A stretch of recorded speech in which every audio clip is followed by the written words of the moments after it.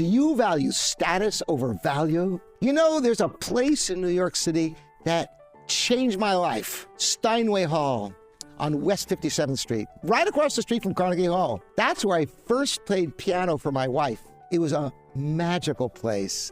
Grand pianos everywhere you look, the magnificent rotunda, and the spirit of over a century of musical history filling every room. Well, that building still stands, but something has happened above it that I think tells us a lot about where our values are as a society. Rising above the footprint of that historic Steinway Hall is now the world's thinnest skyscraper, Steinway Tower.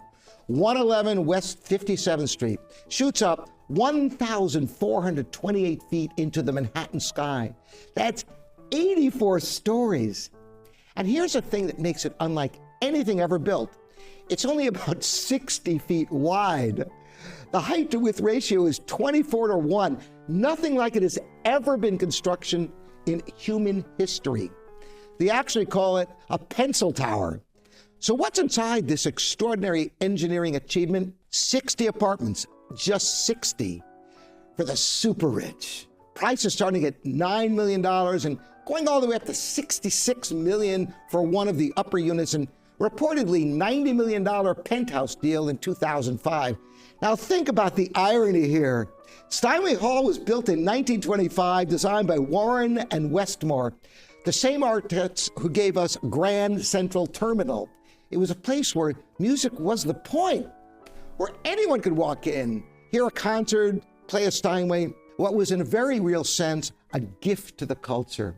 And now that same address is home to one of the most expensive, least occupied buildings on the planet. A monument not to music, but to status. I find that deeply meaningful because in the piano world, we talk about this all the time. What are you really buying when you buy a piano? Are you buying an instrument, something that will reward you with a lifetime of music? Or are you buying a name, a brand, something to display? The same question applies here, but on the billion-dollar scale. Here's where it gets really interesting. The building nearly collapsed financially before it even reached 20 stories. Construction costs ballooned past the original $855 million budget by over $50 million. There were defaults on loans, lawsuits between the developers, threats of foreclosure. The project stalled, and when Billionaires Row is examined as a whole, a significant number of units have remained unsold or empty for years. Luxury apartments sitting vacant in a city with a desperate housing shortage. So you have this needle pointing at the sky, this record-breaking feat of engineering, this $1 billion statement, and it's largely empty. Or at best, a pied-à-terre for someone whose real home is somewhere else entirely. Now, is that a good investment? Is that value? Well, there is something I think about this. Pianos, constantly. People sometimes ask me, should I buy a Steinway? And my answer is always, it depends on what you're looking to buy it for. If you're buying it because it's one of the finest instruments ever made for your level of artistry, and you're going to use it every single day, that may very well be worth every penny. There's real value there.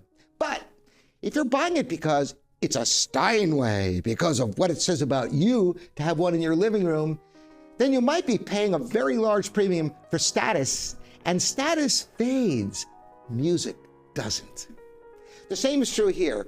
If you're genuinely going to live in one of these apartments, wake up every morning to the view of Central Park, experience a city from 80 floors up, I can see the appeal. That's a real experience with real value. But if you're buying a floor in Steinway Tower as a trophy, as a way of saying, I can, then you're not really buying a home, you're buying a symbol. And symbols, unlike great pianos, don't play anything back.